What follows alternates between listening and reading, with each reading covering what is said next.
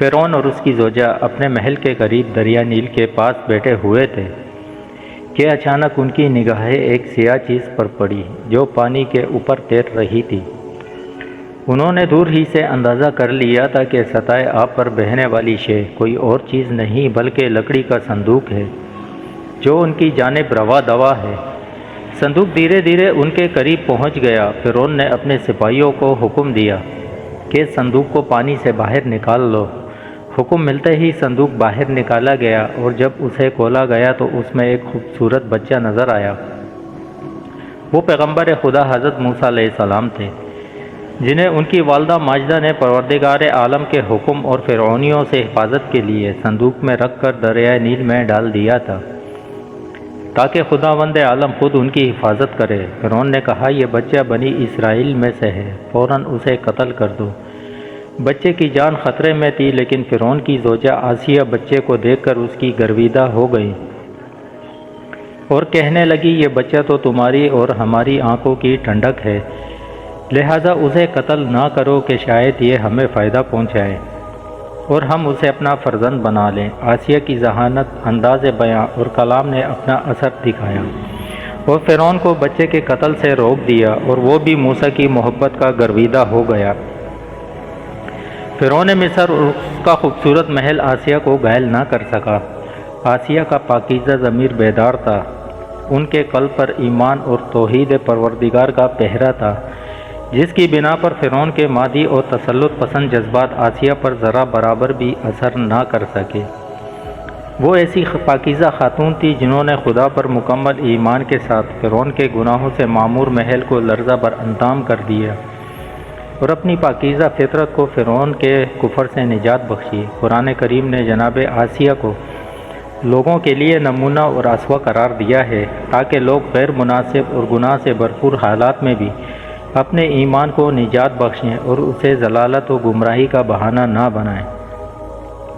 فرعون ایک بہت ہی ظالم اور جابر بادشاہ تھا۔ اس نے مصر کے شہروں کو مختلف حصوں میں تقسیم کر دیا تھا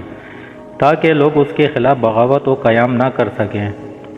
وہ بنی اسرائیل کے ساتھ غلاموں جیسا سلوک کرتا تھا اور انہیں ذلیل و خوار کرنے کی ہمیشہ کوشش کیا کرتا تھا اور غریب و محتاج و بے نواؤں کی خواہشات و آرزوؤں کو کچل کر اپنے غرور اور تکبر کا محل کھڑا کر رکھا تھا اور خود کو لوگوں کا خدا اور رزاق کہتا تھا، لیکن کسی میں بھی اتنی جرأت نہ تھی کہ اس کے فرمان کی مخالفت کرتا۔ مگر فرعون کی پاک دامن بیوی آسیہ نے ان ظالمانہ و کافرانہ فرمان کو ہرگز قبول نہیں کیا اور ملکہ مصر کے عنوان سے اپنے شوہر کی مذمت کی۔ ایک رات فرعون نے خواب میں دیکھا کہ اس کا محل نابود ہو گیا ہے۔ خوف و وحشت سے اس کا پورا وجود لرزنے لگا۔ اس نے نجومیوں کو بلا کر ان سے اپنے خواب کی تعبیر پوچھی۔ انہوں نے کہا کہ عنقریب بنی اسرائیل کا ایک بچہ تمہارے محل کو نابود کر دے گا۔ اس لیے فرعون نے حکم دیا کہ بنی اسرائیل میں جس کے یہاں بھی لڑکا پیدا ہو اسے فوراً قتل کر دو، لیکن اگر کوئی لڑکی پیدا ہو تو اسے قتل نہ کرنا تاکہ ان کی نسل برقرار رہے۔ ایسے پرآشوب زمانے میں خدا کے پیغمبر حضرت موسیٰ علیہ السلام پیدا ہوئے، جبکہ خداوند عالم کا منشا اور ارادہ یہ تھا کہ حضرت موسیٰ علیہ السلام کی جان کی حفاظت کے لیے موسیٰ و فرعون کے محل اور آسیہ کے پاس پرورش پائیں۔ آسیہ نے فرعون کو اپنا فرزند قبول کر کے در حقیقت انہیں ان کی حتمی موت سے بچا لیا اور قوم بنی اسرائیل کی نجات کا سامان فراہم کیا۔ اس لیے قرآن کریم نے آسیہ جیسی عورتوں کی رائے و مشورے کو، جن کا عقیدہ و کردار عقلی و منطقی تھا، اگر فرعون دوسرے امور میں بھی آسیہ کے عقلی و معتبر نظریوں کی پیروی کرتا تو کبھی بھی بلا و مصیبت میں غرق نہ ہوتا اور خود کو ہمیشہ کے لیے جہنم کی آگ کا ایندھن نہ بناتا۔ بس ایک آزاد اور صالح عورت مردوں اور تمام معاشرے کی ترقی و کامیابی کے لیے بہترین مشاور اور رہنما بن سکتی ہے۔ حضرت موسیٰ علیہ السلام کے عہد نبوت پر فائز ہونے کے بعد سب سے پہلے حضرت آسیہ ان پر اور خدا پر ایمان لائیں اور بہت دنوں تک اپنے ایمان کو چھپائے رکھا۔ فرعون کفر کے اس مرحلے پر پہنچ گیا تھا کہ خود کو خدا کہلانے لگا، لیکن آسیہ کا دل خدائے وحدہ لا شریک کے عشق سے سرشار تھا، اس لیے فرعون کی خدائی کو قبول نہیں کیا اور خود فرعون کی قدرت و طاقت اور اس کا کفر ان کے ایمان پر غالب نہ ہو سکا۔ خداوند عالم قرآن کریم میں فرعون کی بیوی کی مثال دیتے ہوئے فرماتا ہے کہ آسیہ خدا پر صدق کے دل سے ایمان لائی تو خدا نے انہیں نجات عطا کی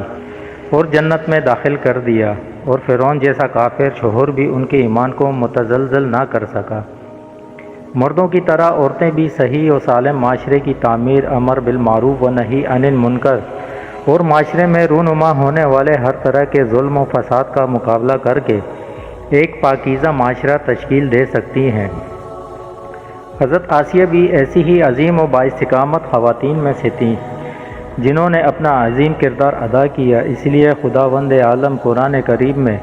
حضرت آسیہ کی استقامت اور عظمت اور ستائش بیان کرتے ہوئے سورہ تحریم کی 11ویں آیات میں فرماتا ہے، خدا نے ایمان والوں کے لیے فرعون کی زوجہ کی مثال بیان کی ہے کہ اس نے دعا کی کہ پروردگار میرے لیے جنت میں ایک گھر بنا دے